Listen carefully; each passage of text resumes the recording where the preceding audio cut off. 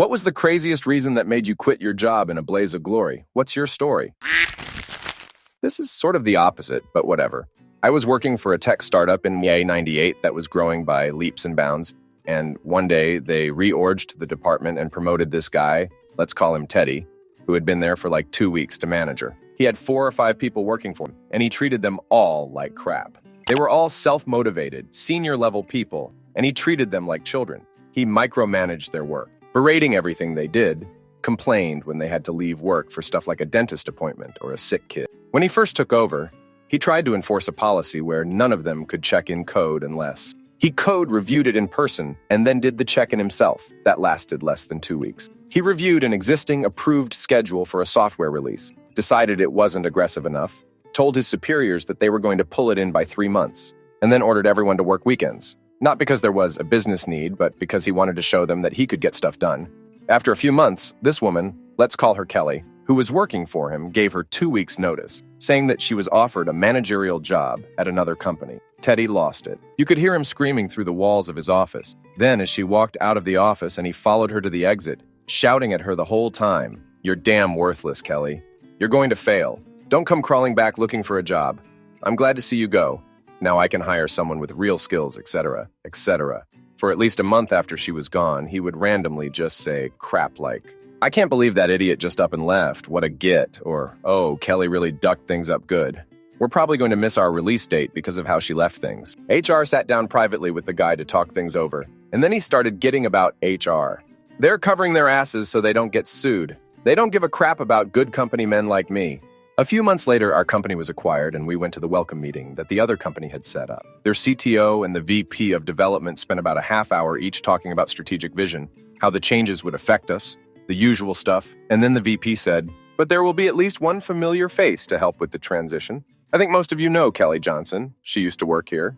She'll be the senior manager in charge of the products team moving forward." So everyone looked back at Teddy, who was white as a sheet and looked like he was about to have a heart attack. He was gone within a month. Story 2, working in Wing's place just out of college as a cook. Start working there and everything is going okay, except for the fact that I'm really underpaid. I was making minimum wage as one of 2 cooks in the restaurant, work there for a few months, and the manager sits down to talk with me. We discuss a few things, and I bring up the fact that I really deserve a raise. I was working 60 hours a week, and the compensation based on my effort really wasn't evening out. He basically told me to duck off and that cooks are a dime a dozen. So I told him I was disappointed with his retort. Times were tough for me at that time, so I bit my lip and just went back to work. The next few months were awful. The manager of the restaurant would openly put me down in front of other employees and constantly berate me for asking for more money. He would put me on back-to-back opening and closing shifts and send people home on purpose. So I would be the only one left to clean the kitchen at the end of the night. I was beginning to lose my chill with this job. So finally, Super Bowl Sunday rolls around, and for those unaware, this is a very busy day for restaurants that make wings. I get into work, and everyone is already pissed. I ask what's up, and they tell me the other cook didn't show up and nothing is prepped for the day.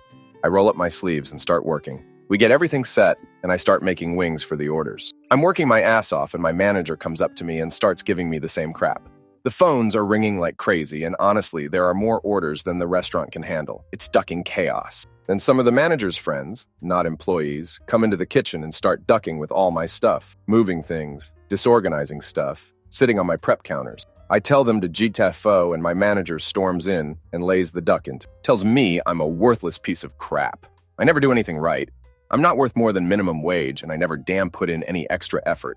That was it. My brain just clicked, and I stopped giving a duck about anything. I stood up straight and stretched out my arms wide, slowly took off my kitchen apron and removed my hat, stared dead in the manager's eyes, and calmly but sternly said, "Have an enjoyable Super Bowl Sunday." I threw the apron and my hat in the fry oil basins, grabbed my bag, and walked past the rest of the employees whose mouth were hanging open and out the back to the ever-fading ring of phones ringing. Arrived at my home and met up with my roommates. I told them the story, and we decided to order 200 wings and watch the game.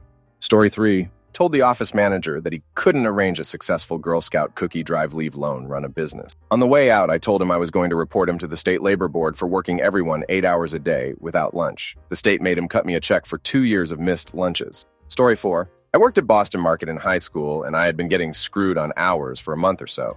So the new schedule came out, and I seen I had 6 HARs for the whole week, and I was pissed. The last order I had, a guy came in and just wanted some kids' meals for his 2 kids. I asked him if he wanted anything for himself, but I could tell that he was in a bind with money. Dude paid in all change and barely had enough. Anyways, I went to the back and got him a party platter that we use for catering, and I gave him at least 15 people's worth of food and almost a whole rack of fresh cornbread. I absolutely hooked this guy the duck up. He had more food than he could carry. I put my apron on the counter and helped him carry it to his car. Dude started crying and all, and after he had it all packed up, I just walked home. I think it was a good way to go out. Turns out, my shift manager at the time had been stealing money each week, and they didn't catch on until another manager had to pull my shift, and he caught him doing it. Story 5. I was an investigative reporter in Cleveland and had turned in a solid story about State Senator Kevin Coughlin using his campaign finance money to buy tickets to Ohio State games and hotel rooms for his mistress. It was approved by the editor and publisher, but the CEO, Matt Haggerty, spiked it when Coughlin threatened a lawsuit. I told him to go duck himself on conference call with his people. Before security escorted me out of the building, I sent the spiked story to everyone in my Rolodex. It circulated the State House, and a couple weeks later, Coughlin dropped out of the race for governor. I sued the paper and Coughlin for wrongful termination. Coughlin agreed he never had grounds for a lawsuit, and I settled with the company. Slate and a few other places wrote about my graceful exit. Story 6. It wasn't really a blaze, but I worked in a big oil company and was about to switch jobs due to a better offer. Somehow, through connections, I learned that my current employer was about to let a lot of people go. So I signed up for my new job with a start date 6 months from then, waited for the announcement of severance packages, then cashed in 12 months payment, effectively earning a dual salary for 1 year, and took a 3-month vacation. I left that job with a huge smile on my face. Story 7. Back when I worked at a car dealership as a mechanic, the service manager was screwing mechanics out of paycheck, cutting appointments, and only paying us for 30 hours of work at minimum wage instead of paying our normal hourly rate. The next payday Friday that came, the service manager came out and made an announcement saying he was going to extend hours and weekends with no pay difference. So at 7:20 a.m., before the day even started, I walked right out to my truck, backed it into my bay, and loaded my tools up and left. He asked me to reconsider and reminded me that, "You're guaranteed minimum wage." Yeah, damn you. I heard after that stunt, 3 other people quit without notice, and he was asked to leave the dealership. Story 8. I worked at a travel agency as an in-house web designer. I also did general office tasks. One day, my boss, who boasts about traveling 120 days a year, decided to go on vacation in Europe, along with most of the office, leaving me to hold down the fort. I was fine with it since there was likely very little work to be done, and I was going to make a lot of extra money. When he got back, a customer complained that their cruise they had booked online was canceled. I was blamed for it because, apparently, I was supposed to process their payment in our system. Bear in mind, this was not my client. I had no knowledge of any responsibilities toward this client, and it was not part of my normal duties to process any payments. So at the end of the day, my boss took me to the back room, a cramped, uncomfortable space, to talk to me about how I had ducked up. I denied everything, because this was my boss's way of placing the blame on someone else for his own mistakes. He told me to take 2 days off to think about how I can grow with the company, and finished by tapping my shoulder and saying, "Grow up, Umirgo," and giving me a douchey-looking smile. To top it off, he had also reduced my hourly rate by $1 per hour. After I had worked there with distinction for almost a year, I was absolutely livid. As soon as I left for the day, I went home, chilled out, and started planning my next move. The next day, I applied for a couple of jobs and got an interview on the second day at another company. I was offered the position and started a couple weeks later. When I went back to the travel agency, I sat down and waited for my boss, who always had a habit of coming in late. Once he did, I said quite loudly, "I came here to let you know that I quit. I don't want to continue to work for you for less money. I also expect to find my final check in my mailbox by next Monday at my regular pay rate." He only replied with, "Do you have a timesheet?" To which I said, "It's your responsibility to keep track of my hours, so you'd better have them." He then said, "Okay, have a nice day." And that was the end of it. I ended up taking him to court later over unpaid wages and won. Not the best way to earn a severance, but it works. Story 9. Interning at a tech startup. This was years ago when I was still eager, young, and was gagging to prove myself. The culture was such surfer douche bag bro, it was unbearable. Please note, this was in Manchester, England. How can you develop this want-to-beat San Fran attitude in a place that gets so much rain that at times you feel like collecting 2 of each animal just in case? They needed me to model some financial metrics, funding assumptions, and promised me a bonus payment. Find out bonus payment was just a prank, bro, through one of the few good dudes there. I had an offer from a bulge bracket bank to start in 2 months. So I made the model, no reason to duck over the few good dudes there, but I password protected the whole sheet in Excel so you could only gain outputs, not change anything in the model, meaning they would have to redo the whole thing when I left. Damn them. Story 10. A couple of my best friends decided to get married in Scotland. We're American. It was quite an expensive trip, so I picked up a part-time job at a crafty sandwich chain for about a year to save so my wife and I could attend. About 2 weeks before the trip, I was offered emergency overtime at my full-time job. I was unsure if I was scheduled to work at the sandwich joint, so I called the owner. He told me I was, which was a bummer, because I could have stayed at my real job for about $30 per hour more so I went in to make sandwiches. Another employee told me that I wasn't scheduled to work. Rather, someone called in earlier, and the owner took advantage of my not knowing my schedule for the week. So I took the spot at the end of the assembly make line, bagged up 8 orders, and walked out the door with them, along with a little rack of about 20 bottles of hot sauce. I hopped in my car and took off back to my real job to work that overtime shift with a bunch of sandwiches for the other employees. Accidentally hit send too early. Story 11. Growing up in a small town, the guy that umpires all the Little League games was a great umpire, but he had some issues upstairs, like he was somewhere on the autism scale. But like folks with some form of autism, he could pick one thing and focus on it and be good. His thing was baseball. Anyhow, the end of the Little League season, the coaches wanted to have a tournament with all the teams in town. I think there was like 16 that hadn't been planned on due the city didn't budget for. So everyone pitched in to get the fields ready, and the umpire was more than happy to volunteer to ump the games. Anyhow, being that this was now some arbitrary tournament, some parents started giving the umpire a hard time, and by the time it got the championship game, one guy in particular was ruthless. So finally the umpire had enough, threw off his mask, and lost his mind on the dude going, "Damn you, I have had enough of your crap. You want to have a damn umpire this game? Do it your damn self," and on for a couple minutes. And then he got on his bike and ride away. Another parent who played college baseball stepped in to umpire, and the banana-head parent was told to get the duck out. The sad thing is, the original umpire never worked for the recreation department again. Like the one thing this dude could do normally was taken away from him. There wasn't even a trophy or prize involved in this tournament. It was just an opportunity for 11-year-olds to play a few more games. Damn man, now I'm pissed. Story 12. Not me, but one of my best friends. We were working at a Burger King when we were like 16. It was actually the day after he already quit, but it was super busy and some people called off. So they called to see if he could come in. I think they offered him like time and a half to make up for it. So he agrees. He's the only one in the kitchen on a busy Sunday after church rush. The managers were just bullcrafting, standing outside, smoking, and doing anything they could to not help him, so he got frustrated, threw a package of ham through the ceiling, and walked out. Story 13. I worked at a technical support call center for almost a decade.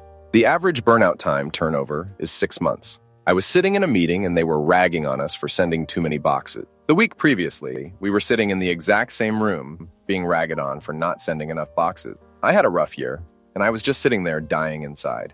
I had this sudden epiphany. Every day since I had walked in the door of that place was worse than the last. There was literally no reason for me to be there. That thought just popped into my head like a light bulb went on. I got up in the middle of the meeting and walked out without a word. The SDM that was giving the meeting's mouth hung open. He wasn't used to the drones doing things like this. He started after me, and I ignored him. I went back to my desk, gathered up some things, gave a few other things to some people, and got out a goodbye email. The whole time, the SDM getting more and more agitated trying to talk to me, eventually yelling. I just ignored him like a bad smell at a dinner party, so I just went home. They called and called for days. Eventually, a supervisor I had on Facebook messaged me. He was an okay dude, and I told him flatly that no, I wasn't returning. He said they had all this paperwork to do, and an exit interview and so on. I said no. I wasn't going back on that floor. I wasn't going to sit in an office like a bad teenager in the principal's office. It was over. It was done. We finally agreed to meet downstairs in an empty cubicle. I flatly didn't agree to anything, didn't sign anything, just gathered whatever crap they had for me and left. For a near decade, they dictated everything in my life. My sleep schedule, my family life, holidays. They went so far as to time to the second how long I was in the bathroom during the day. That was all over. They had no more control over me, and I enjoyed making that clear. Story 14. I worked at the Disney store. Not run by Disney at this point, but the children's place. About 6 months as a part-time manager when I was 23. It was a nightmare. Totally disorganized. Full-time managers hated each other, sabotaged each other's performance, and mine, I found out later when my sales were too good consistently. And the store manager was an alcoholic who would spend the first 3 hours of her shifts with me in the back room, nursing a hangover. Another store offered me a similar position, paying slightly more, and I got to give the news in the middle of an informal review, that is scapegoating, from the alcoholic manager. I gave 2 weeks because I'm nice like that, but knowing they were basically ducked because I was leaving just before the holidays. My last week on the job, I did whatever I wanted. Can't afford the light-up fairy wings for your granddaughter? Kid buying mom a present? Just a nice person treating me like a human being? Magic discount for you.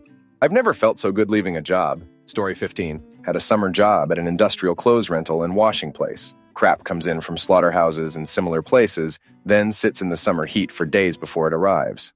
There were sometimes open knives in those moldy overall pockets. We had to check those pockets with gloves and were yelled at if we hit ourselves and went to get medical attention or just to disinfect the wounds. After 2 weeks, I started recording what was going on and reported it after another week. A couple of months later, I testified in court, then heard nothing for years. At first, it seemed to have no effect. But after talking to the guy who got me the gig, I found out that the owner is in prison for a ton of stuff, breaking labor laws being one of the minor charges. Not exactly a blaze of glory, but rather a small spark that started a slow burn. The story takes place in Germany, summer 2010. I got a summer job at what is essential an industrial clothes rental and laundry shop, think overalls, total duration of 3 weeks. When the clothes arrived at my job, I, along with 2 others, had to follow this procedure. Dump them into metal bins, sort them by manufacturer, severity and kind of the dirt, stains, manufacturer and color. Check the pockets for loose items like change, wrenches, etc. We didn't get gloves for this. Scan a barcode that was sewn into the overalls. You had a certain number of codes you had to scan per hour, which would be okay for people who have been properly instructed on the procedure and had some experience. Recognize all of the above crap at a glance. We all were students aged 16, 18 who had never really worked before, so we were slow at first. This meant that we were yelled at, told to skip our breaks, clock out for your break, go back to work, clock back in after 30 minutes by the boss himself. On top of this, one of the main clients is a slaughterhouse that lets the clothes sit in bags for a week before sending them in the middle of a summer with 38-degree peak temperature. They also worked with some knives akin to box cutters, which they frequently forgot in their pockets, sometimes with an open blade too. So when those overalls came in, everyone got some cuts on their hands. When we went to report the wounds, get them disinfected and patched up, each of us were told to shut the duck up and go back to work. After 2 weeks, I was fed up and started bringing my digital camera to work, hid it in my clothes, and recorded the conditions when we were unsupervised, as well as the audio of multiple run-ins with the boss. After the last week was up, I went to the police with all the evidence and filed charges.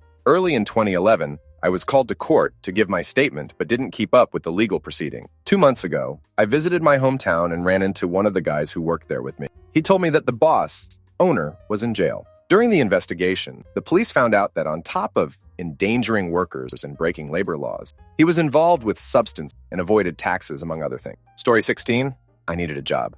I was out of money for school. I, at the time, had about 5 years of trade experience. This was a few years ago when the Bakken was still going strong. I took a significant pay cut to get this job. It was in the Bakken and was told that at 90 days, I'd get a review and it'd be worth it. The housing they promised was awful. North Dakota was awful. I held out for 90 days to see this awesome raise. Thinking oil field, big money was coming. You're a great employee. We're very happy having you on board, etc. 75 cents. I thought about it, said Duck. I have some pride. Scribbled a resignation letter that said, here's 75 cents worth of notice. I quit. Left it on supervisor's desk and went home. I got a call the next day. I ignored it. Got a text. Can't believe this is your notice. Yeah, they make a ton of cash out there. They can afford to pay people. Story 17. I used to work in an aquatic center many moons ago. I'd worked there several years and all my colleagues were really good people. Intelligent and passionate about the business. The company owner, however, took real liberties with his staff, paid less than minimum wage, and pushed employees to work beyond their job description, whilst being a general arsehole to boot.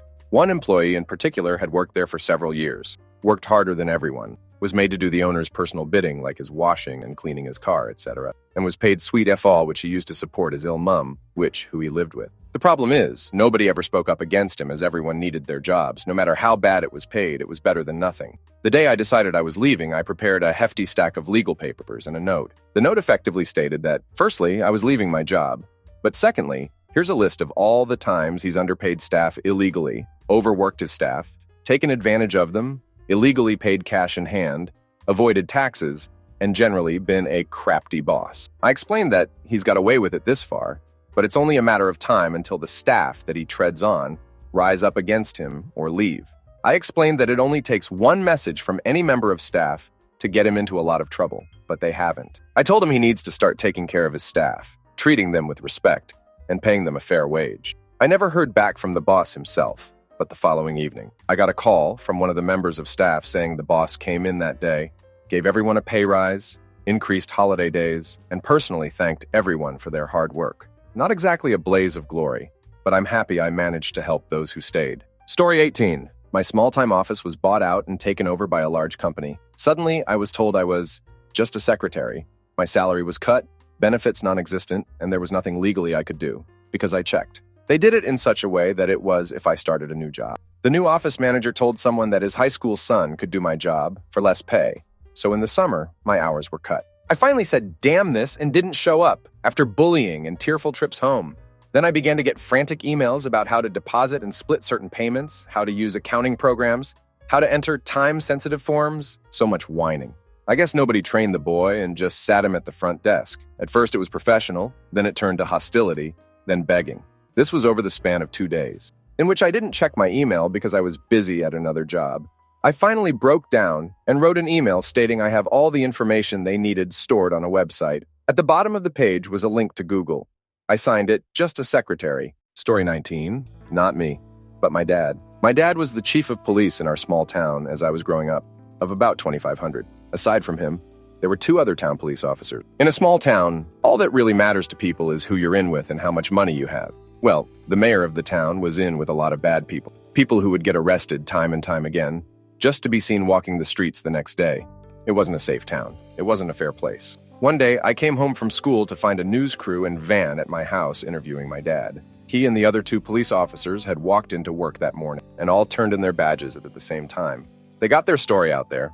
Not much was able to be done about the mayor, but most people knew the truth at least. Story 20. I was working for a boss who was a total bully, and I was her victim. I was new to the line of work I'm in and very inexperienced. She capitalized on this and treated me like absolute crap, always doing me down, and not actually doing anything to help train me or show me better ways of doing things. So one day I just snapped. I said, damn you, under my breath. She heard me and said, I beg your pardon? I thought for a fraction of a second about apologizing, but decided not just to repeat it, but to shout it.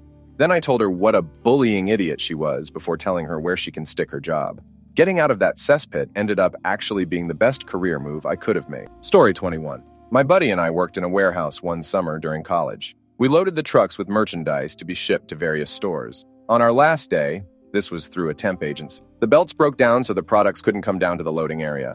We were told that our shift, which was supposed to be 6 hours, would be extended to about 14. We noped the duck right out of there and clocked out. This is the sweet part.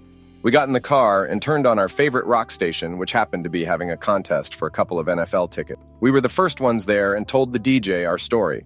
He said if one of us could eat a large pizza right there, we got the tickets. My buddy happens to be a big eater, and the way he ripped through that pizza was awe-inspiring. And that's how I attended my first ever pro football game. Story 22. Wasn't me, but I was a department supervisor at Best Buy for a while back in the early 2000s. We had 10 rows of various software. The store manager always made this one employee rearrange the planogram each week. It sucked. This dude had enough. He farted into the overhead intercom, shouted, "Eat my crap," and shoulder-blocked the software racks to the ground. Knowing I was going to have to clean it up, I was never more pissed at him. Looking back, never more impressed. Bumped into him last year at the same Best Buy. He smiled and said, "Looks like they stopped selling software." Story 23. Not me, but a coworker of mine when I was working in a high-pressure sales department. This man still has legend status 10 years later. A little background first. The men there would always try to get with the very few women who worked there. They would treat us like objects, but I didn't really care. It was actually kind of sad to see. So one night when one of the guys, let's call him Brian, brought his wife to a work party, one of the other sales dudes tried to hit on his wife. When I say hit on, I mean he started touching her inappropriately in a drunk stupor. Wife first ignored him and they just leave the party. But he was mad as hell when he found out what happened. Company is reorganizing and some people had to be let go. Brian was one of them. Brian knew this was coming and already had a job lined up. So Brian goes into this office, gets his notice, and walks out. However, Brian did not sit back down at his desk. Instead, he walks over to sales dude, taps him on the shoulder, and punches him in the face, cool as a cucumber. Walks to his desk, picks up his stuff, and walks out of the office, never to be heard from again. Story 24. It wasn't a blaze, but it was the best feeling. My husband and I were working at a crafty call center while in university. We had gotten the notice that the company didn't get their contract renewed and would be shutting down. Things got intense because people kept quitting and they had just launched the iPhone 5. So the calls were insane with people asking about where their phones were. So many angry people call after call. One day during lunch, I was talking to my husband about how I couldn't stand it and that we should just not say anything and just walk out the door. Now I have suggested before on a stressful day and my husband would calm me down, make me laugh, and I would get through it. Today though, he just said okay. So we got our stuff together, walked out of the building, and didn't come back. We walked the 1-hour walk home that night. The day was beautiful, and our lunch period usually fell around sunset. I remember the sky was so red and glowing that night. The lake we walked past looked like it was on fire. And for the first time in a long time, I felt peace and freedom.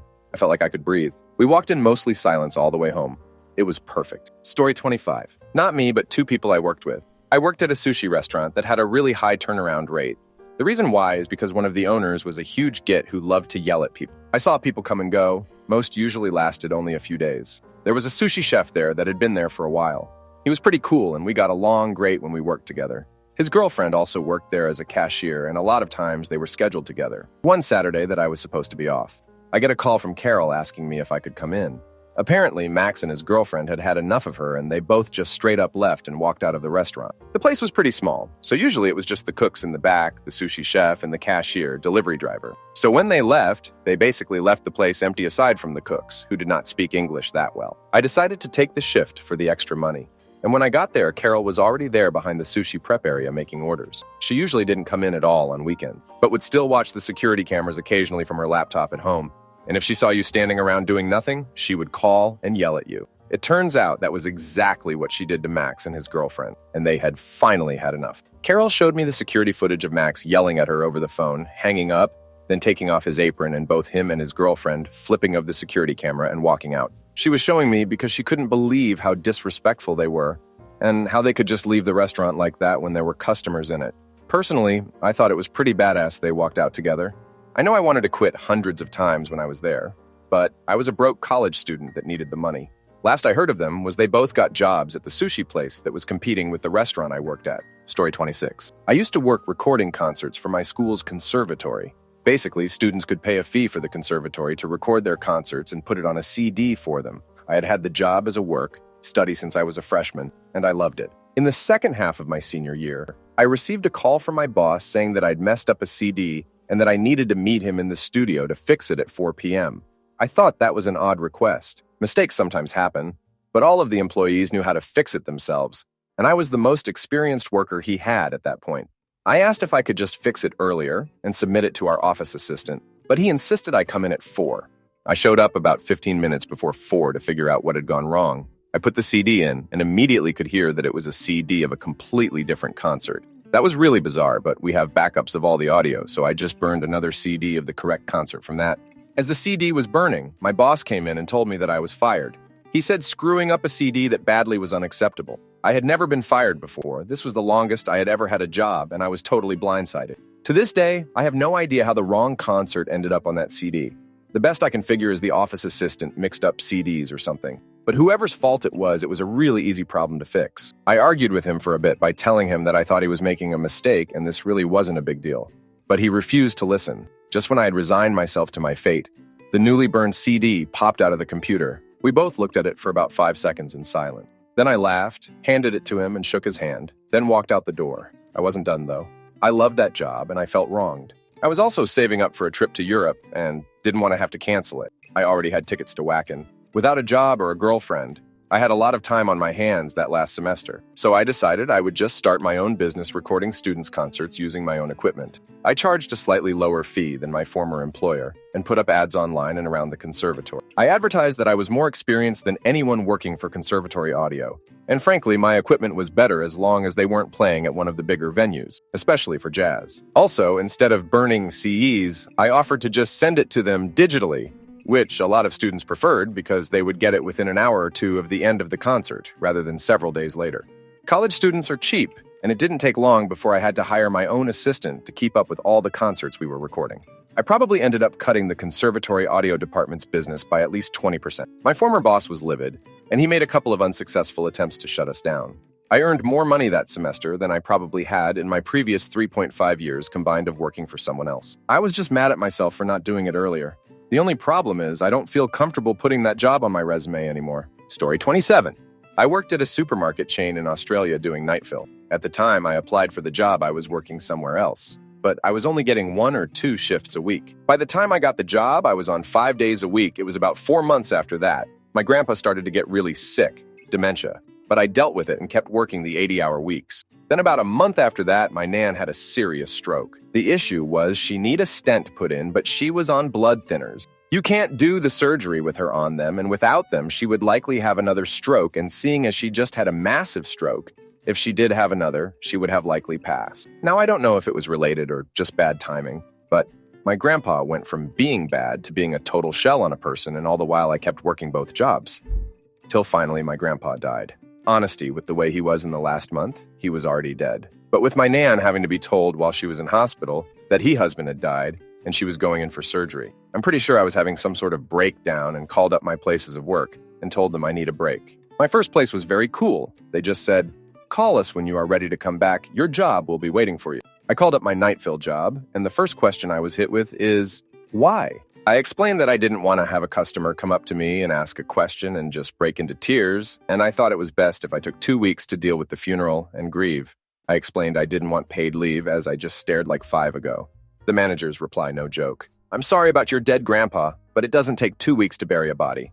I didn't reply because I was speechless. He said, "I expect to see you at work tomorrow," asked if I had anything else, then hung up. I was so mad, upset, I couldn't think then. I just snapped in my head and said, "Duck him. What will happen if I don't turn up? I get fired." Big deal. The whole reason I got the job because I was understaffed at my other job. Now I'm not, so duck him. Then I was like, damn it, if I'm going to go out, may as well go out big. So the next day, I didn't go in, and as I expected, he called my phone.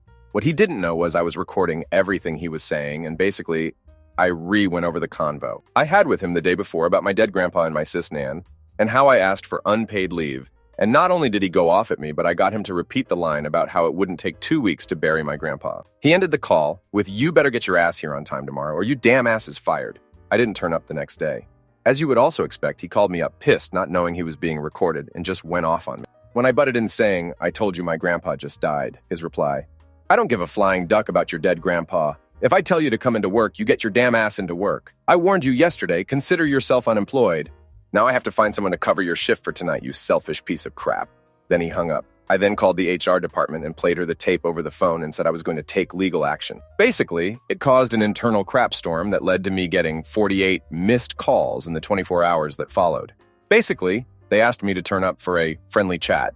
And when I got there, there was a room full of lawyers waiting for me. Basically, they said if I released the tape to the media, they would sue me, and I said, "Yeah, and you sue me, and it just looks like you're bullying me to keep quiet." They offered me some bullcrap amount, like $1.5 thousand. And I said something to the effect of, "You understand I have nothing to lose, and I'm extremely upset. What you are paying me is what you're willing to pay me, not to burn this mother-ducking place to the ground." They asked me what I wanted. I said $15,000. They balked. Then I said, "You can pay me $15,000, or I just give it to the media for free and watch as your Facebook gets slammed with hate. It's up to you." They paid me the $15,000. Story 28. After working there for over 2 years, starting at the bottom when there were only 3 employees, including me, and becoming supervisor, manager, I was overdue a raise. The boss kept putting off our meeting to discuss, and I had prepped a small presentation to show what I had accomplished in my position over the past year. Meeting day finally came, and I spoke for 15 minutes to justify the raise that I had asked for. But instead of a negotiation, I was told that my work had been unsatisfactory, and they no longer wanted me to act as supervisor. This had come at a shock because they had never given negative feedback about the way I was running things, and they let me please my case for a raise seconds before terminating my responsibilities. Of course, they would love me to stay at the company and train the new hires at my current, sad salary, and work at entry-level tasks when there was no active training. They also expected me to stay in the role I was not excelling in for another 4 months, to allow them time to recruit my replacement and allow me time to get that person up to speed and adequately trained. The best part of all of this is that they had never hinted at or officially advised of any issues with the quality of my work. I walked out as soon as they were done speaking without saying anything. A few hours later, he called, asking if I would come back. The next morning, I met with HR, who expressed their apologies and shock, and suggested I go and speak with the boss to see if things could be sorted, hoping to find a happy medium. So I went to his office, shut the door, and told him about how much of an ass he is, and how he lost all respect I ever had for him, but that I would finish the week and close my open cases without hinting to clients about how crapty everything was behind the scenes in exchange for a larger severance package and being laid off. Turned out for the best because I'm pretty happy where I am now. Story 29. On my last day working at a fast food restaurant, I gave each customer an extra chicken nugget in their orders. I only gave extra nuggets to nugget orders. Damn that place. They made me leave early, come in later and lose hours multiple times. Dumb 19-year-old me. Also, I killed a giant spider my last day. Story 30. Not me, but a guy I knew. We worked in a crafty electronics shop. He decided he had had enough, picked up a 50-inch TV, This was back in 2003. It was worth a bundle, and walked out. No one stopped him since maybe he was putting it in a customer's car or some crap. I never hear from him again. I don't think they caught on to the fact that something happened. Another person, not a blaze of fire story, at the same shop, was selling copies of her staff discount card. Head office came in to investigate. She wrote her resignation letter on the crap, handed it in, and got the duck out. Story 31. Not me, but a friend. He worked for a pretty popular water park in Florida that was owned by Disney. After constant complaining about the job, he decided that he would end it. His shift was to send people down the massive family tube ride that holds 6 people. Except instead of letting go, he held onto the tube and screamed the whole way down the slide as if it was a freak accident. The family in the tube was mortified, and he was met at the bottom of the slide by manager and was escorted out. Water parks suck. Story 32. Worked at Subway right out of high school. Became really good friends with one of the girls that worked there. We were the closers. And it was just a cluster duck from day one. Idiot manager worked mornings and thought she was the coolest badass on earth for being in her mid to late 20s and managing a Subway. Things had been bad for a while. We would be blamed for stuff we didn't do. Essentially, anything that went wrong was our fault, because nothing the morning crew did could have been wrong as she was there. I don't know how many times we worked until 1 a.m. without pay, made us clock out half hour after close, but usually took us numerous hours to catch up and clean, do whatever the morning crew didn't do. We constantly talked about how we would quit, and we both basically came to the agreement that if one of us quits, the other will too. The day finally arrives. Actually, 2 days. The final straw was we got audited. We got audited in the morning, and they did so many things wrong. It was an abysmal failure. Whose fault was it? Ours, of course. So we both get yelled at and blah, blah, blah. This kid never took blame for anything. Well, the regional manager decided to send in a secret shopper during our shift to see how things were. We had no idea. The next afternoon, when we show up for our shifts, the regional manager is on the phone with store manager. She calls us into her office. He wanted to talk to us on the phone and puts the phone on speaker. He talked about how he sent in a secret shopper, and they just raved about us too. They had great customer service. Store was clean. Lots of people in line, but we worked fast, efficient, and we kept everyone in line engaged so it didn't feel like a long-ass wait, with only 2 employees working, like always. So he just congratulated us and loved what he heard. Well, manager didn't like it, so she talked about the audit and just blamed us again. That night, we talked about quitting. She said she was doing it the following day. She did. She shows up in her normal clothes with a bag of her Subway uniform. Manager comes back from going to the bank or some crap and sees her sitting in the dining area. She knows what's up immediately because my friend has this crap-eating grin on her face. They go in the back and my friend just unloads on this, screaming and yelling at her and just making her look like a fool by basically knowing more about how to run the store than the manager does. Also, laws on getting paid. Manager was screaming that she'd get her check in 2 weeks, and my friend did her research and found out where we live. An employer must have wages within 2 days of employee quitting or being terminated. She leaves. I get done with dinner rush, and managers calls me in back and says, "Can you believe she would do something like that?" I look at her and I say, "Of course I can. You're an extremely horrible manager. You don't take blame for anything that you do wrong, and you throw it on us. You illegally make us work without pay, and you're just an overall unpleasant person to be around.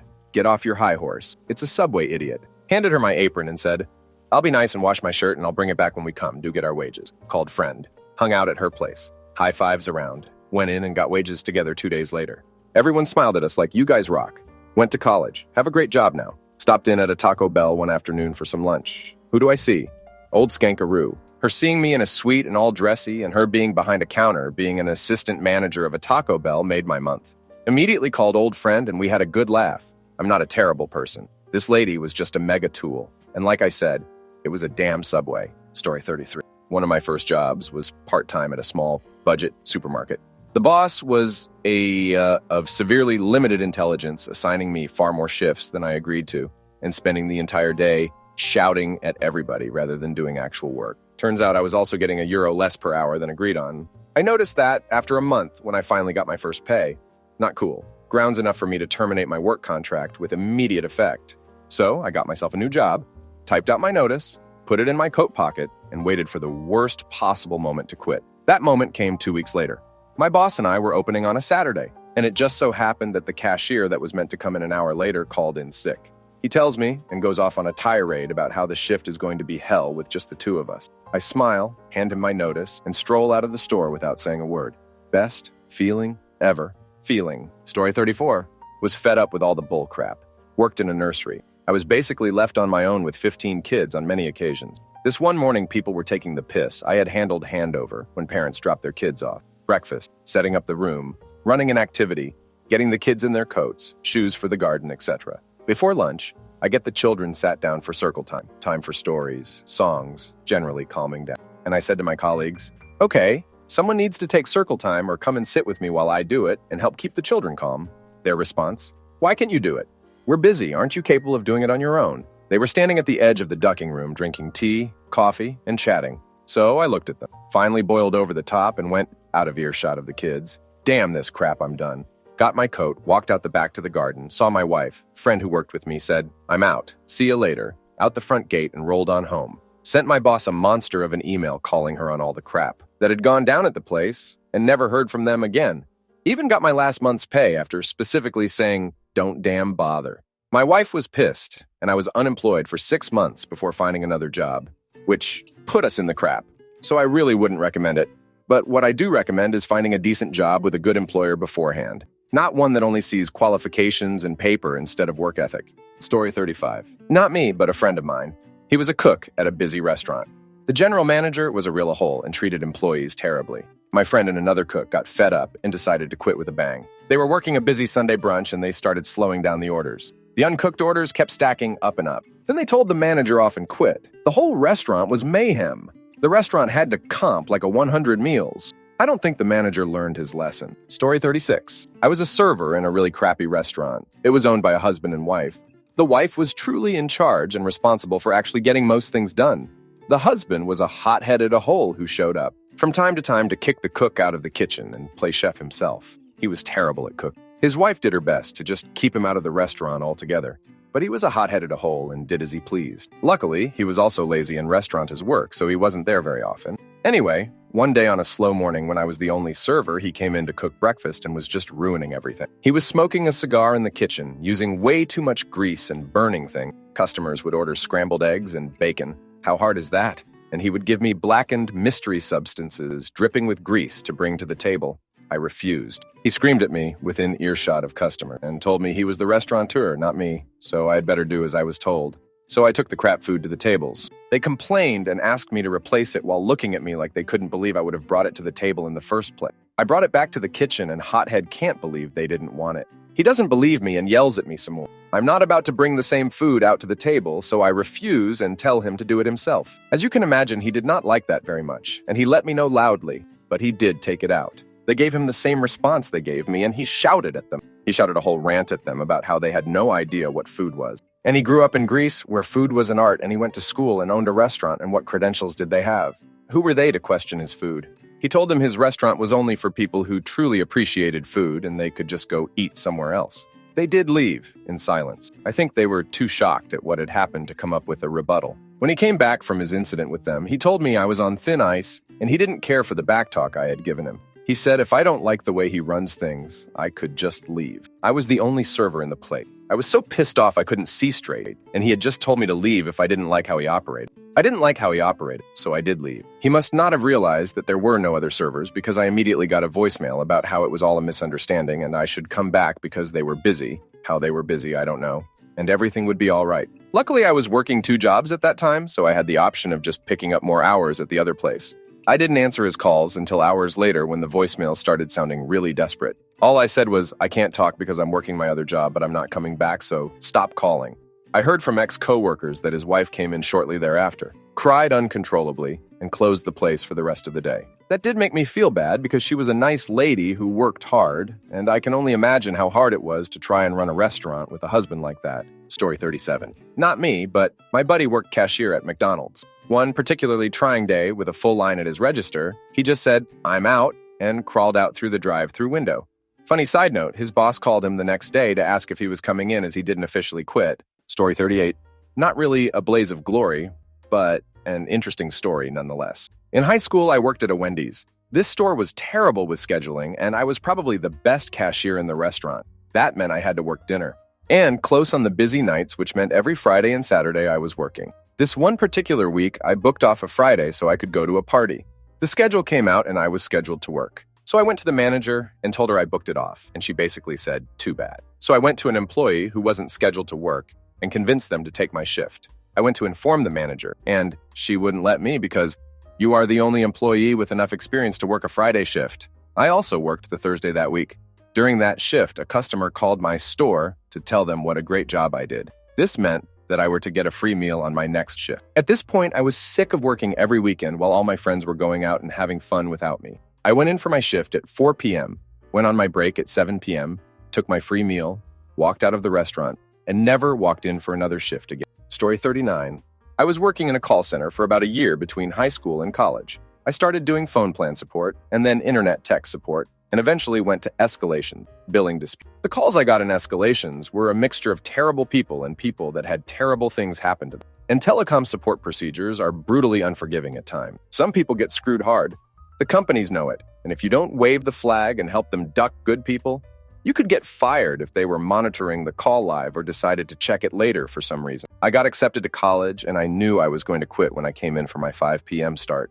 I had a lady call me who had been a customer for 15 years. Never missed a bill, had internet and phone with them.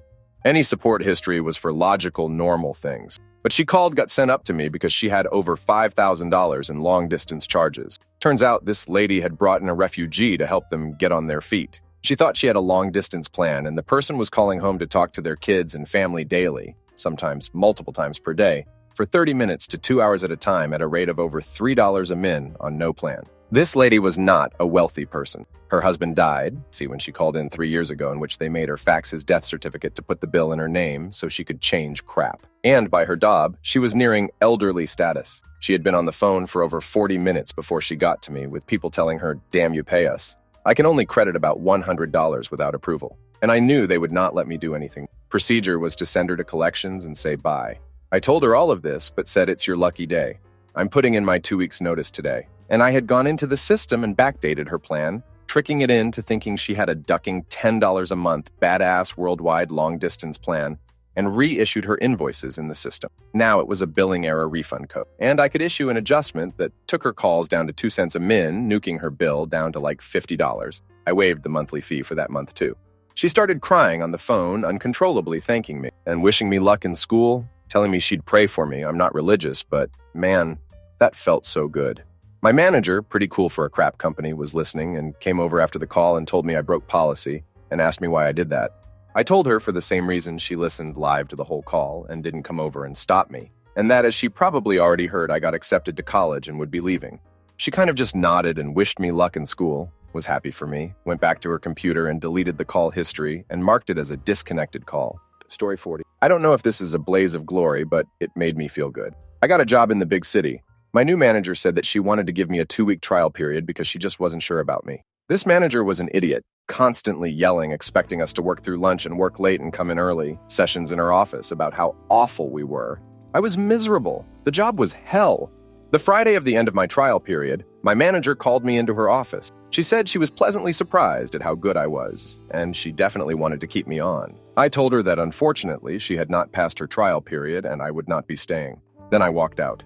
The best elevator ride down to the lobby ever. Story 41. Worked for a large home improvement chain for 90 days as a cashier. Quit on my 90-day review. It sucked. Customers were git. Spread literal crap all over the handle to the bathroom stalls. Weird customer wanted to talk about my junk. Parents leaving their kids with me as a babysitter without saying a word. Retail was clearly not for me, and this was all within the first 3 months. Now I was willing to do whatever they need. So this ended up meaning that I would be the contractor cashier, the guy at the far end of the store with no one to talk to. I got the morning shifts, be there at 5:30. What contractor works at 5:30? No one. I was bored. Wasn't allowed to leave my booth area, had to stand up the whole time, and couldn't even read a book. But duck it, it was a job. Well, these large companies don't want to pay health insurance, so they refuse to give you over 25 hours a week to keep you part-time. I needed another job. I offered to give the store my nights and weekends. They said no. I offered to give them my days. They said no. So now I feel stuck in a part-time job without set hours, making minimum wage. Maybe they'll move me to full-time, or my 90-day review will be a nice raise. My 90 days were up. My boss calls me into her office. She tells me I'm doing a great job and will receive a raise. Great. Would you like to see the raise? She asks as she covers the paper with her hand and stares at me excitedly. Yes, please. She moves her hand. 23 cents. 23 damn cents. At 20 hours a week. $1 a day before taxes. Damn. Okay, listen, I have to be honest with you. That is insulting. I've tried working with you here for more hours or to get a second job, but nobody wants to make it happen. To top it off, you aren't even giving me enough money to buy a Coke out of the vending machine. This just isn't going to work. So here's what I'm going to do. I'm going to the break room now, taking off my smock, grabbing my things and going home. I won't be in again. She stares at me horrified as I walk to the break room. On my way out, I'm stopped by the HR person who wants to know what's going on. So I explain the situation. She is upset that I didn't ask her about my hours change because they seem fair. I told her that the store manager, her boss, was the one to shut down the idea, and that I shouldn't have to undermine him to make something simple like that work. Well, you really should be giving us 2 weeks' notice. I would have been glad to work with you if you guys showed any willingness to work with me in return. However, I've seen none of that in my time here. How about you give one of the other employees more than 25 hours of work and figure it out? I know you can do it. And I went home. Found another job the next day. Felt awesome. Story 42. Blaze of glory. Not really. Going out, well, I tired. 20 years old. Working in a car dealership as a lot attendant. Basically parking cars and cleaning up garbage. I'm in charge of 5 other lot guys. It wasn't bad, but a new manager was hired. 27 years old. And on a total ducking. In my opinion, that is too young to be in charge of guys who have been working on cars for 25, 30 years. Anyway, unknown to me, one day he throws a fit all red-faced and fires 4 of my 5 guys. We were a good team, and crap got done. So I get called in on my day off to work, and being the nice guy, I go in. Thus is when I find out my guys were fired. I get called into his office, and he lets me know it's my fault they got fired, and I need to adjust my attitude. Hey, I freak out internally. I manage to keep my head. I calmly tell him that he go duck himself, and I won't be abused like that after faithfully doing my job. I'm done, and that he can park cars while it is a whole 5 degrees F outside. Before I can leave his office, the owner walks in, tells me to sit and take a deep breath. He sends the manager upstairs. Owner begs me to stay, because he needs me to run the customer check-in and the lot. Gives me a small bonus and a $3 an hour raise. Manager gets fired at the end of the pay week. Only job I ever tried to walk out of. Story 43. At a college I worked at, the director of student services had been bananaed about a lot in the latter part of the academic year. Budgets getting cut, his team being changed, moving offices, etc. Things, he said, were designed to get him to leave as he had been there for a while and accumulated large bonus payments. Anyway, just before September came around, which is the busiest time of the year, obviously, he upped and left. This left the college in a bit of a mess, but they found someone who was willing to do the extra work, and we muddled through until the first day of term. We welcomed 700 new students on that first day, and directed each of them to the school blog page, which had everything you needed to know on it. Turns out nobody had paid attention to who owned it, and at 9 a.m. on the first day, it went offline. No information for the students, no timetables, no notices, or any other documents could be accessed. Absolute chaos. Saw the chap who left in the pub on the Friday after work with the biggest crap-eating grin on. Couldn't help but admire it. Story 44. I quit my online community manager job. My loyal community got up in arms about it and harassed the company, demanding to know what happened to me. Almost no work got done that day, as everyone was watching the boards and much of the community changed their profile picture. The company went under. I was an online community manager for a Facebook games company. We had one pretty successful title and several others that were less so. I really enjoyed my job and I was good at it. My community loved me and I them. Our backend wasn't as stable or robust as it really needed to. So there was often fires to put out on the discussion boards about loss items, currency or game progress, etc. And I was the fire extinguisher. Example, one time we changed how we stored users' data and lost all the data for a large chunk of our users, and they couldn't be backed up. So our support team ended up getting weeks behind in tickets, trying to restore accounts to what they once were. Anyway, the owners were trying to grow quick so they could sell before FB games really started to fade away. They made lots of changes and decisions and hired a new CEO, which is all fine unless you're the one with a smile on your face and a target on your back to the public and you have to tell the users thing. So I got a bit annoyed and spoke up. Surprisingly, the CEO wanted to listen to me, so I went in his office and essentially for a good 90 minutes. I was really impressed by him wanting to listen to lowly me, and he actually took notes. I didn't leave because of him. I left because of the owners. They were out of the country at the time of the changes announcement and found out that I was talking to the CEO. Not 10 minutes after I left his office, I was called into a meeting with my direct boss. He told me that the company was unhappy with my work and that I really need to make improvements or I was being demoted back to customer support. News out of ducking nowhere. I was at that position nearly a year and had only one instance where I handled something poorly and was talked to about it. This was one of the owners trying to put me in my place. They wouldn't fire me just yet for fear that one of their senior developers, would walk. So that pissed me off. I took the night to think on it, and in the morning I quit before most people were in the office. I asked if I could say goodbye to my community and was denied. So I deliberately deactivated my forums account and deleted my work Facebook account. With several thousand friends, all players of the game who are used to seeing my profile picture as being first in their friends list whenever they logged in, and went home. The icing on the cake was that day was their 1-year anniversary celebration, content release of their biggest successful game. The boards exploded. Where is she? What happened to Zekos? Screw your game anniversary, bring back Zekos. They were so mad because the eye just disappeared, and the company wouldn't say anything about it. The users ended up getting the office phone number, wasn't really public, and calling from all over the world to try to find out what happened to me. They bombarded support and any company email they could find. The boards exploded with bring back Zekos, threads and so. So many users changed their profile.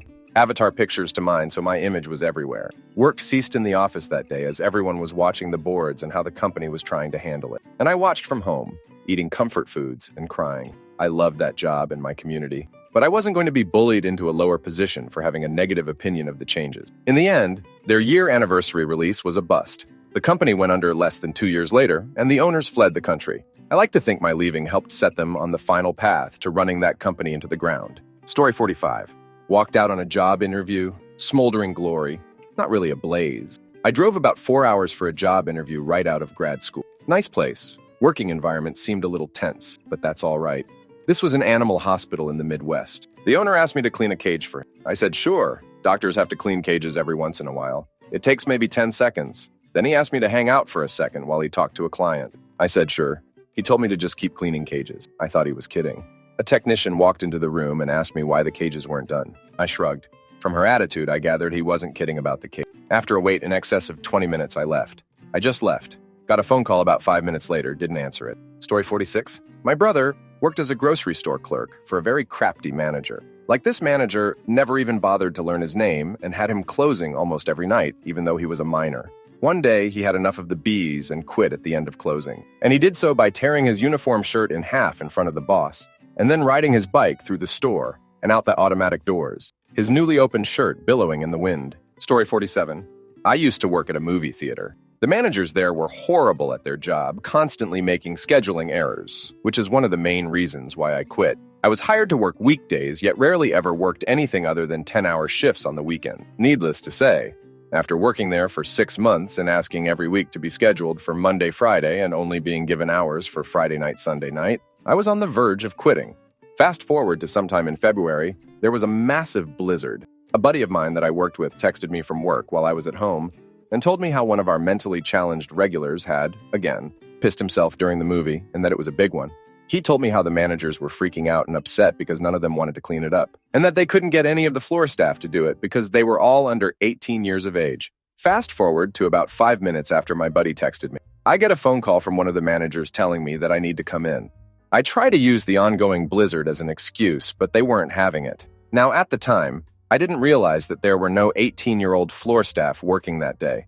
I knew about the piss incident, but not that nobody had tended to it yet before I got into work. The second I clock in, the managers pretend like it just happened, even having a fake conversation in front of me like, man, Doug, the mentally disabled regular, is here for the Lego movie again. Let's hope he doesn't have another accident. 5 minutes later, the same manager comes back behind the counter and tries to have small talk with me, but he was acting like he was waiting for something. Another couple minutes passes by and another manager, who's in on it, comes up to us. She says something along the lines of, "Aw, man, Doug pissed in the seat again. I can't believe it."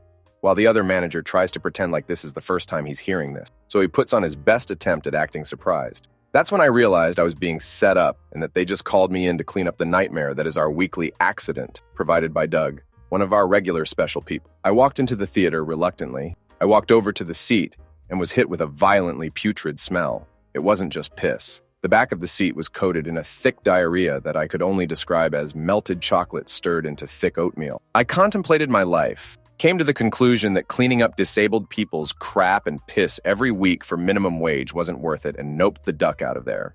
I told the managers that I wasn't doing it and that I quit. They both started complaining too, yelling at me, saying I was being lazy and that it's only fair that I did it because it happened on my shift.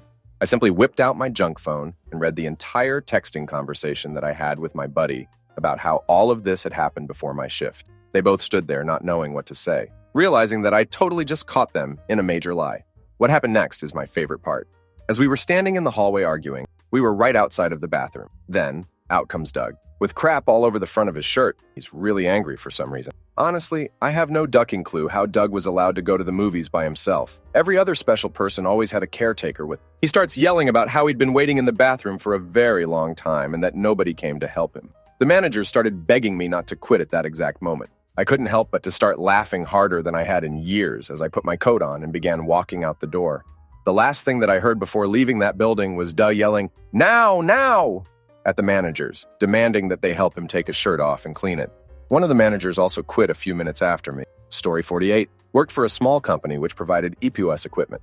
Business owner was friendly with other local businessmen, estate agents, realtors, etc. But those guys never gave me the time of day. A picture of a yellow Lamborghini Gallardo was floating around the office. Not sure how, why. And I stuck it up next to my desk. Forgot all about it. One day an old friend from university calls me and introduces me into a better paid job in London. I knew the small company I was working for couldn't afford to match the wage jump, so wasn't about to try and negotiate. Would be a waste of time. With that in mind, I handed my notice in. Bear in mind, pretty much everyone there loved a good joke, prank.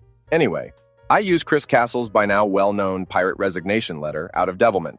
So that method of resignation triggered interest in where I was actually going. To simply say, "Oh, I'm going for a job in the city," seemed like such a boring letdown from the great pirate story. It seemed better not to say at all where I was going. I simply said that I don't need the job anymore. However, I underestimated the mystery-solving vibe that this generated within the office and kind of ended up digging myself deeper. The more they guessed, the more mysterious I got. He's won the lottery, etc., etc. Then somebody remembered I had not that long ago put a picture of a yellow Lamborghini up next to my desk, and it becomes a definite in their minds. Yes, he's won the lottery for sure. So, I ran a yellow Lamborghini Gallardo for the last few days I'm working there, and just show up in it. They go nuts. I head off into the sunset, never to be seen or heard from again. I forget just how many customers around London we had. I've put cash registers into half the pubs and restaurants in London. Did I mention that my last action before I left was to replace the picture on the wall of the Lamborghini with a picture of a super expensive speedboat yacht thing? Quick Google for expensive yacht gave me something called a Wally Power, which I printed out. Looked cool, given they've seen for their own eyes that the Lambo was real. They're sure I've gone off to buy the yacht too. Months later, I'm working in London and go into a pub in Islington for lunch with some of my new colleagues, forgetting that I know the owner from my time working in EPOS and that he's a big fan of boats. Anyway, he comes running over to our table, beaming to shake my hand, and is asking me to take him out on my yacht. My new colleagues at this point were flabbergasted. And the more I tried to tell the restaurant owner he's got it all wrong, the more everyone just thought I was trying to hide my extreme fortune. I never owned up to my original boss for many years, by the way. And one time, I went on a stag-do bachelor party to Riga, Latvia. While out there, I found out while talking to one of the guys on the trip with us that his sister was my old boss's partner. Anyway, I was telling him this whole story, and we forged a plan that he'd tell his sister when he got back about the stag-do, and how, although they all flew out there on cheap EasyJet flights, one of the guys, me, met them out there. Having arrived on his own yacht, which they all went back on, partied on. Of course, the story made its way back to my old boss. Details kept emerging over the years, and at some point down the line, I went for a drink with my old boss and colleagues. His estate agent friends were there, and all acting like they're my best friend, etc. That Lamborghini rental was the best money I've ever spent in my life. It's given me so many stories to tell as a result. My new colleagues always also thought I had a big secret, which was fun. Story 49. This wasn't me, it was my teacher at my high school. I went to a small private school. I'm talking 500 kids kindergarten, 12 the grade. The teachers were really cool and caring for the students' success. Because of how small the classes were, it was easier for them to connect and ensure everyone does well. Well, there were two teachers that the whole school knew to be everyone's favorite, even though they only taught 12th grade. One of these teachers, we will call him Mr. F, was slightly known to be better than the other. On the last day of school, we always had an assembly with the whole school and parents to give out awards, and for teachers to be announced for the next year, and for those leaving to say goodbye. Now the headmaster is known to be a giant banana. Everyone just dislikes him, and nobody really knows how the board works or who they are, so all their decisions are represented by the headmaster. This past year, they decided to not renew the contract of this favorite teacher for whatever reason. So when the headmaster announced he will not be coming back, there were loud awes from the audience. He asked if Mr. F wanted to come up to give a last word, and he says yes. He goes up and he says, "I have not been notified until this morning that my contract has not been renewed. This decision is one that will negatively impact both me and my family, thanks to Headmaster M. So to all of you students, work hard. And to you, M, Asterisk drops the mic and flicks him off with both hands and walks off the stage. Asterisk, and the cheers from the students and the parents was deafening. Story 50. Was working at a restaurant and hadn't been there for very long at all, like a week. I'm the opening server that day and start making coffee and getting everything prepped for the day. Old guy comes in, sits down, and orders a cup of coffee. I literally tell him, I just started a fresh brew right now, so I will be back in one moment. I go back to the back and bring said coffee to the guy, and he takes one sip and spits it out. Tells me that I'm lying to him because the coffee is ice cold and proceeds to throw a cup of steaming hot coffee on me. I freak out naturally since my skin is burning and run to get it off of me. Come back to find my manager talking to him, telling him that he's sorry and that he will get him another cup. We walk back to the back together and I demand that the guy be asked to leave. And my manager tells me that he's an old regular and he is just like that. I needed this job really bad, so I actually swallowed my pride and went out to check on the tables. Get stopped by the old duck and he asks me if I've learned how to make a decent cup of coffee yet. I lost it. Like power level over 9,000 lost it. I had tried my best to just roll with the punches, but I was officially at duck this. I don't deserve to be treated like this, and my manager is a ducking a hole for doing nothing. I take my apron off and throw it in the guy's face. I lean over the table and look into his eyes while he pulls the apron off, and I tell him, my numbers to clock in are random string of numbers I can't remember. If you think you can do my job so much better than me, go get your own ducking coffee, you old sack of crap. I should sue the duck out of you for throwing that coffee on me. Better yet, I should beat the crap out of you. But instead, I will walk out that door with the sweet satisfaction of knowing you're going to die soon alone and angry at the world. I pity you. I then promptly told my manager to go duck himself and walked out. The end. Story 51. Back in 1999, I worked at a bank. I was a teller and really enjoyed what I did. I personally worked in a branch that was located in a grocery store. We had our regulars that would come in, but there was a little old lady that would only do her business with me. She said she felt respected and welcomed when she dealt with me. Anyway, it was coming up on your 2K. Working for a bank, everyone was on edge in case there was panic and people were all trying to withdraw their savings. We were I2K compliant already, but corporate worries anyway. It was explained to us that it was mission critical that everyone be in NY and NYD. The night before New Year's Eve, my grandfather has congestive heart failure and gets sent to the hospital. He goes into surgery and gets placed in ICU. The family planned to visit him in the morning, so I tell my branch manager about the situation and how I will be in late. She's completely fine with it. I come into work and the regional manager is in the manager's office. This is strange because he never visits this branch. I put my stuff in the back room and get set up. He pops his head out of the office and asks to see me. Yes, sir? I asked. KCFC, as you know, today is a mission-critical day and we required all employees to be in. I know, sir, but I had a family emerge. I don't want to hear it. You have to decide what's more important to you. Your family or your future here. I'm sure your family would understand how important it is you be here today. My family is more important to me, sir. I can find another job. I don't have another living grandfather. I placed my name badge and keys on the desk in front of him, told him I quit and that I'd be in to get my last check. My grandfather ended up dying New Year's Day. Had I gone into work that day, I would never have gotten to see him one last time. Now, back to that sweet little old lady. She was one of our high-profile accounts. Her husband worked for GE, if I remember correctly, and held several patents before passing away. He left her all of the money when he passed since they didn't have children. Upon hearing from my manager why I was no longer there, she withdrew all of her savings right there, over $2 million. The regional manager didn't last long after that. Story 52, a moment that changed my life. 15 years ago, I was a young lad out of college, working as a software programmer for a small company in New York City. There were 2 owners and about 30 employees. In the years since then, I have come to the opinion that it is the smaller companies that are most prone to abuses. This was certainly the case here. Whenever I tell this story, I often say that working in that company was like being in a Bananas novel. The partners were incredibly psychologically abusive. In fact, I'm certain that the junior partner was actually psychotic. Her 20/20 hindsight could not be beat. Whenever an unexpected problem arose, her opinion was that any idiot would have known that would happen. We are trying to hire professionals here. How can you consider yourself a professional? Projects were scheduled aggressively. There was no way to make the deadlines. Mandatory overtime was the rule, and we were salaried, of course, to prevent overtime pay. You had to ask for Saturdays off. I could go on, but that's enough to give the picture. It was early spring, and in 2 weeks, I was flying home for a few days to be the best man in my brother's wedding. The owner called me into his office. It was a short meeting. Your project is overdue. We don't think you are giving us 100%, so we're canceling your vacation unless you get it done.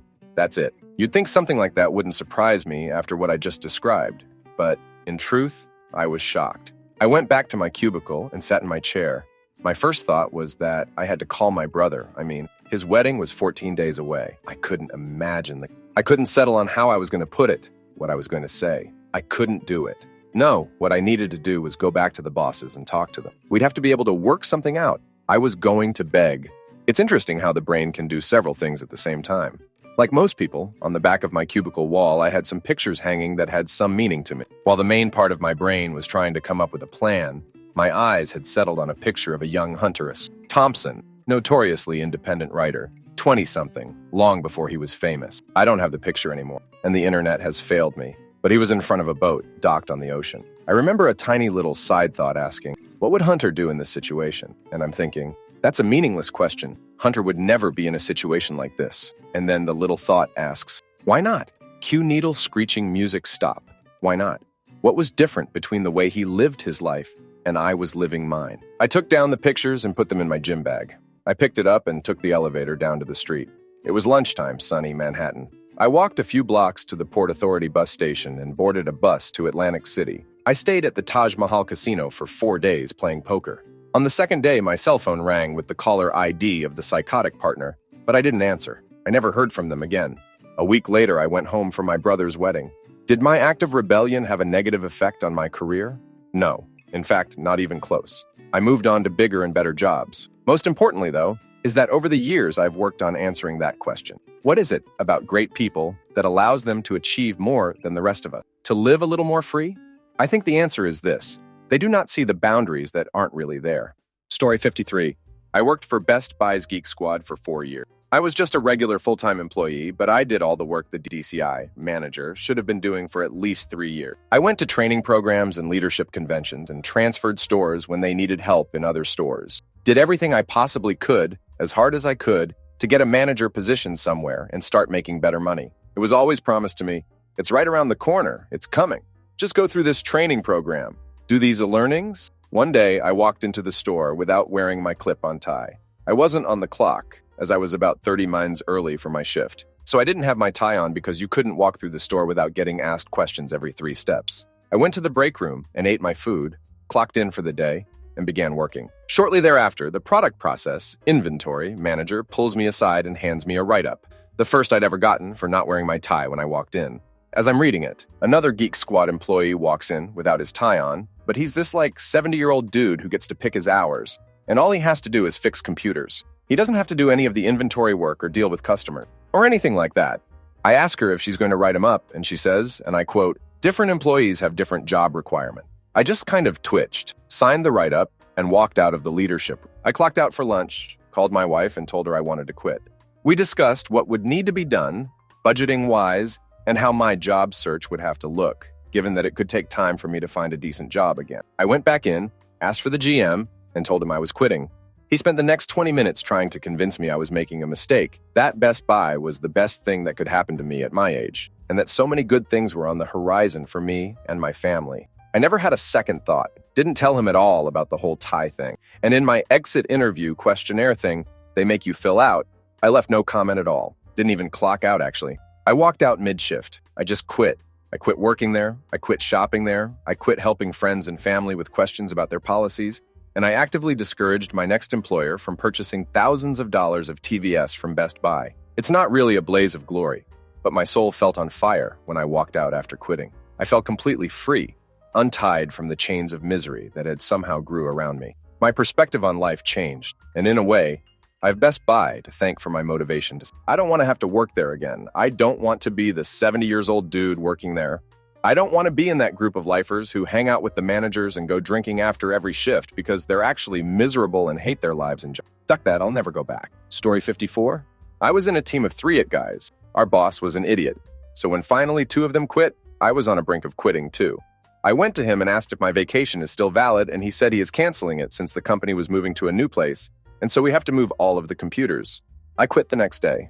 The thing is, we have a 2-month period for leaving in my country, so my vacation was still ruined. I decided to just don't give a crap since they can't fire somebody for poor performance if he quit first. I also said I won't be leaving any documentation and that some of my notes may be missing in the next few days. They blocked my computer account. And I spent a month at home for 100% salary because the boss was worried about the damage I could cause. I also had my vacation and didn't move a single computer. Story 55. I'll tell you a good one from when I was working in a call center some years back.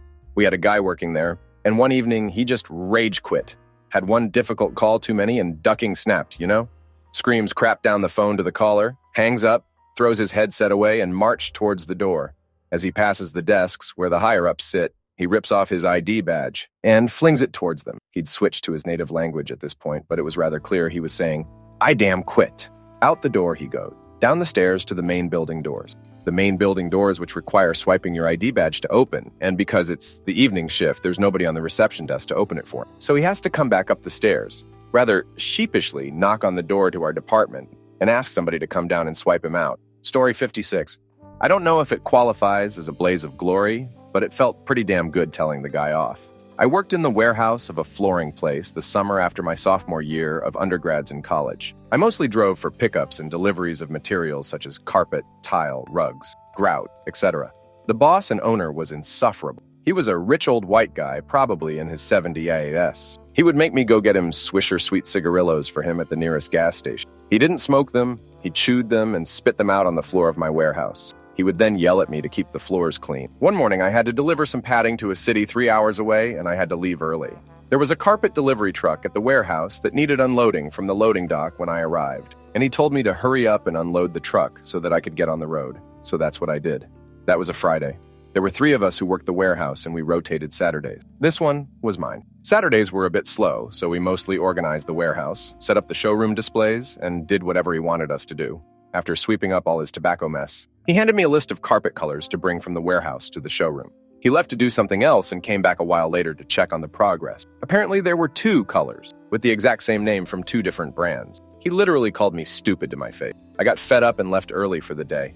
I told the secretary, if he asks where I am, tell him I got fed up with his crap. She chuckled a little and I bolted. Monday morning I strolled in at my regular time and was confronted by him immediately in the middle of the warehouse with everyone watching. He didn't pull me aside or anything. The conversation went as follows, important for context. He knew I was applying to pharmacy school. Boss, why did you put all the big rolls of carpet on top of the small rolls? Me. You told me to hurry and get the carpet off the truck so I could get on the road. Boss, when you do that, the small rolls get squished by the weight of the big ones. You have to put the small ones on top. Me. I know that, but I didn't have time to handle them all twice because I had to leave. You told me to just get them off the truck. I figured someone else would organize them while I was gone. Boss, we also need to talk about Saturday. What happened? I got tired of the way you talked to me, so I left. Boss, what did I say to you? You called me stupid. Boss, well, if you make a mistake like that in a pharmacy, someone is going to die. But this isn't pharmacy boss's first name, this is damn carpet. Boss, if that's the way you feel, you can leave. Mic drop. There were 2 kinds of people watching this go down. His family, who he hired as salespeople, and the blue-collar workers like my warehouse guys and the installers. His family looked on with mouths agape in disbelief that anyone would talk to him like that. The rest were grinning ear to ear that someone finally did. Edit, removed unnecessary word and formatted. Story 57. Many years ago was working full-time front end in a small grocery store chain to save some money before returning to college. Was a key, reliable employee and had been promised a promotion to run customer service or the head teller office position several times, but it never happened. Then I heard that a swanky country club in town that charged $40 for a burger and had mandatory 20% tips on every bill was hiring waiters. Applied for the job to wait tables at the country club and accepted an offer. So I put in my 2 weeks' notice at the grocery store. They are very disappointed to lose me. I go out and buy several tuxedo shirt uniforms for the new job. And a week later, the country club calls me and says, oops, we have to put all new staff on a 2-week trial period where you bus tables, then you can wait tables. This set off all kinds of alarm bells for me, but the pay raise once I was waiting tables would have been worth it. So I accept the new parameters, but I'm on my toes with the new management and watching for other shenanigans. 2 weeks of bussing tables goes pretty well. I busted my ass to impress them. 2 weeks goes by, and then I show up to work dressed to wait tables instead of bussing. The woman who hired me scrambles and calls in the manager who runs the entire country club to have a chat with me. And he explains that I just don't have the experience to wait tables and should go home and come back to work dressed to bus tape. I politely responded that they knew this when they offered me the job a month earlier, and had they advertised the job to bus tables, I wouldn't have applied in the first place. He shifts tack and says I haven't worked hard enough to earn it. I asked him why the pathetic restaurant manager who hired me and offered me the position wasn't having this conversation with. I'd never met the country club manager before today. And to hang on 1 second, I picked up the phone off his desk, called the grocery store I used to work at right in front of him, and asked if they still had my old position open. They offered me a promotion to the job I'd wanted on the spot, and I accepted while this guy sat there listening to my end of the conversation with his mouth hanging open, and I soon discovered The spineless restaurant manager who hired me was hiding around the corner listening, because she couldn't do her dirty work herself. I hung up and asked if he actually thought I would continue to work for him after being treated that way and lied to for less money than I was making before I came to work for them. He stuttered, red-faced, then weakly asked if I could at least work a shift that night since it was going to be a super busy holiday. I laughed and walked out, then stopped to shake my head at the hiring manager hiding around the corner too. Went back to collect my final check a week later, and she wouldn't make eye contact. So gratifying. Story 58. Not me, but my husband. He worked at the busiest McDonald's in the state. He was their hardest worker by far. He would clock out but stay in work to help catch up on work. He would take over shifts, and he ran the place. He made barely over minimum wage. He worked so hard and cared so much for his coworkers that when he was away from work, he talked constantly. He even talked in his sleep, "Thank you for order." He was such a great worker that they shipped him around the state. If another store ever had a test to pass, they'd send him out to make sure they passed. They always did when he was there. They never gave him time off. When he had a day off, it was a sure thing that he'd be called in. He was constantly stressed. And then it happened. I made a mistake that led to our dogs getting in a fight. One of the dogs was very, very old, even though I rushed her to the vet. She was too old to pull out of the shock and died. I was beside myself with grief. It just so happened that day was the biggest inspection my husband's store had ever had. The owner of the state's franchise and the top-level manager, they were counting on my husband to make the best impression possible. He was going to work a 16-hour shift that day. When my dog died, he had about half an hour before his shift. He called his boss to let him know that he might be 15 minutes late or so because he didn't want me to bury the dog alone. His boss flipped. I could hear him shouting over the phone about how family was always second and he better be there on time. After that call, my husband's phone rang every 5 minutes. He was furious, so he grabbed all his uniforms, stuffed them in a bag, and went to the store. The owner and managers were there behind the counter already. They knew something was wrong right away. My husband set the uniforms on the counter and said, "I quit," in front of every big wig in the state. His boss was so shocked he couldn't say anything, and he left. Story 59. Not exactly a blaze, more of a slow burn. Used to be a Comcast tech. Put in my 2-week notice and got as many parking tickets as I could. The tickets couldn't be pegged to me because I didn't own the vehicle. Comcast has a policy that employees need to pay their own parking ticket. But by the time Comcast got the tickets in the mail, I would not have been an employee anymore. And you know that phenomenon where work vehicles can park anywhere and not get a ticket? That does not apply to vehicles that say Comcast on the side. I still like to imagine the curses made in my name after they uncovered the extent of my evil plot. Story 60. Obligatory not me, but I did have a front row seat. 25 years ago, I was a freshly minted line cook in a mid-scale American restaurant. We have a prep cook by the name of Joe.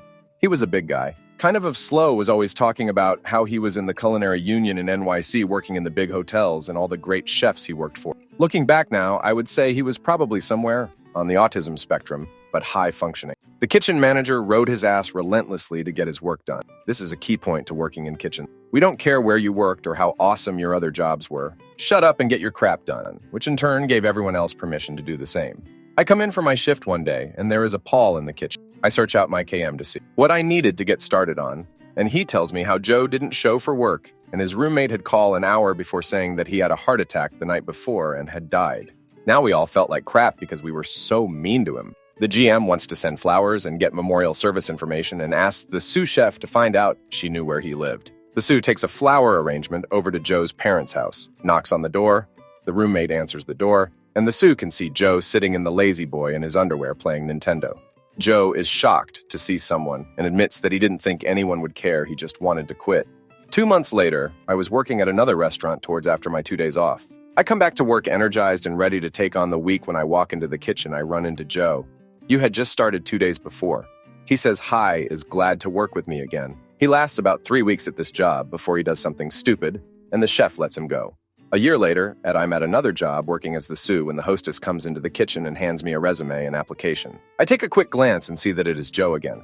I can barely remember the KM's name, the sous's name, or anyone else I worked with at the time, but 25 years later, I still remember Joe as the guy who called in dead. Story 61.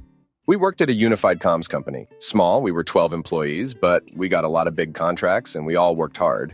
Management made promises and treated us like humans, or so we thought, so we did it. Christmas was coming around and there were rumors of big bonuses. Come the Christmas party and they hand out the envelopes. Everyone is excited. We open it to find a Christmas card. Nothing else. Monday morning, management has a meeting with everyone telling them how we underperformed and how there are no bonuses and won't be any raises in the new year either.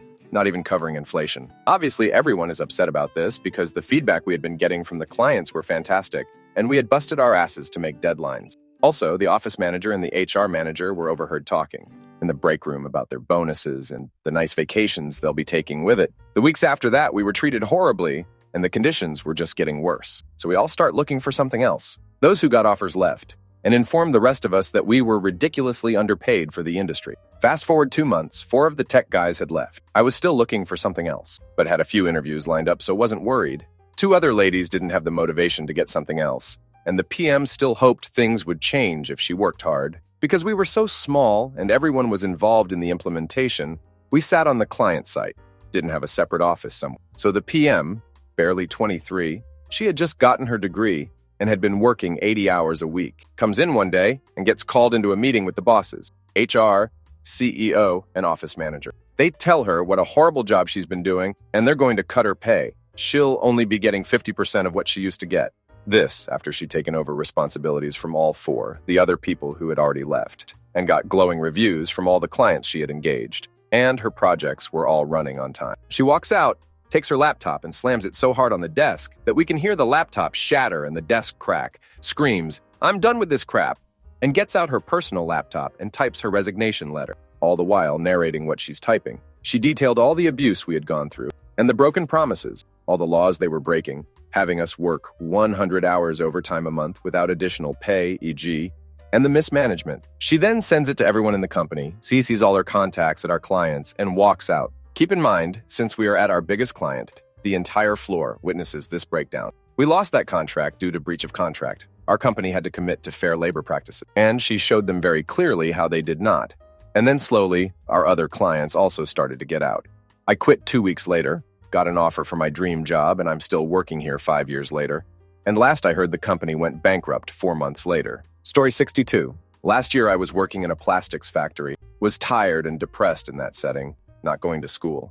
One day, after my machine broke down, I did the thing I always wanted to do, which was quit by just walking out of the factory. So when the machine broke down, I just walked towards the exit with my jacket and backpack as my coworkers called out to me saying where I'm going. "I'm out," was all I said, and I rode my motorcycle to my friend's house and just chilled there for the day. I ended up getting a part-time job and going back to school full-time, and I am much happier with my life. I didn't really leave in a blaze of glory, but it felt good to just walk out and ride into the sunset. Story 63? Hard Rock Cafe. Several years ago, I was brought on as a prep cook and actually enjoyed the position and the 2 coworkers I did the prep with. Near the end of the season, the managers switched me to dish pit without first consulting with me about if I was okay with it. They also switched me from mornings. We started at 7 a.m., which I liked, to nights. One day, I came in for a shift, and the first thing a manager had told me was how I'd forgotten to put 2 dishes back on a shelf at the end of the previous night's shift. I nodded, headed to my locker to suit up, and that's when I made the snap decision to just walk right back out. This was on an August night when the street the HRC was on was closed to traffic for a street festival. The manager who got on my case was forced to work dish pit that night, and for the 3 next days until they could sneak a replacement in. If you eat at the HRC, I can't begin to tell you how horribly unhealthy the food is. Story 64. I planned on going out in a blaze at one of my jobs. Short background. I worked at a construction company where they would send out canvassers to people's houses to get their info and crap. Then I would call them to set appointments for the guys to come out and do estimate. Now, my boss was a piece of crap.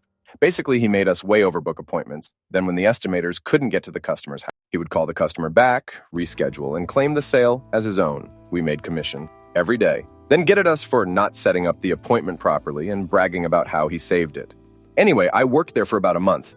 But the final straw was when he said if we weren't able to set 5 appointments a day, we had to go home and handwrite the script 10 times, each day.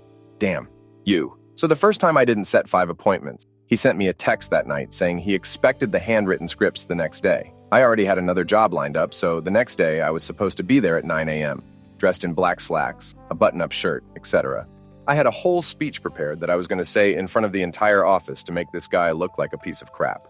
I showed up at 11 o'clock, wearing jeans, and walked into the room where we called people, grabbed my cell phone charger, I had left it plugged in the day before, and started to walk out. The manager, of course, stopped me in the lobby area in front of all the receptionists and stuff, and says, "So, I take it you're not going to work today," in a pompous tone. I just turned around, looked at him, and said, "I don't do homework," and walked out. I talked to one of the receptionist girls on Facebook a few months later. She said that people still said that to him if he asked them to do stuff. Apparently, I was a legend there for quite a while. Story 65. I was working retail for an office supply company. I was able to do the fabled see how much I can get away with before they fire me. I already had other work lined up and gave my 2 weeks. For those 2 weeks, I was able to tell every idiot customer what I really thought. Also ignore all of the stupid corporate regulations and bullcrap we had to endure, as well as basically not listen to a damn thing my managers told me. It was glorious, and I'm surprised at what I got away with. Story 66. Working at CV's when I was 16, they fired the manager who had been there for 20 years and hired a woman who had 0 experience. Everyone hated her, so we planned a big walkout. We planned every aspect of the walkout. We waited until the day we were all working. She was sitting in the office with the one-way mirrors above the soda coolers. We started ringing up everyone slowly so the line would grow bigger and bigger. Then at the same time, all 7 of us working took off our CVS shirts, looked up at the mirror, waved, and walked out. She was then stuck there by herself, ringing up everyone for hours. She got fired a few months later.